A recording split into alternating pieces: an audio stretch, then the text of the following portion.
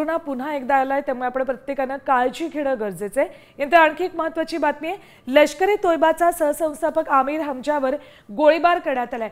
आमिर हमजा दहशतवादी हाफिज सईदचा जवळचा साथीदार आहे. हमजावर लाहोरमध्ये अज्ञातानं गोळीबार केलाय.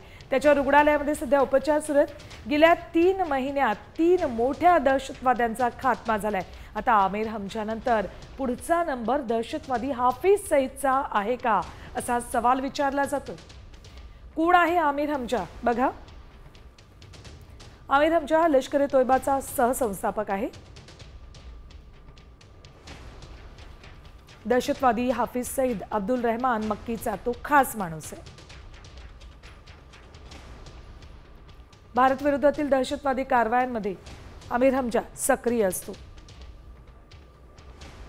तर 2005 मध्ये बंगळुरूत इंडियन इन्स्टिट्यूट ऑफ सायन्सेसवर झालेल्या हल्ल्याचा कट रचल्याचा आरोप आमिर हमजावर आहे.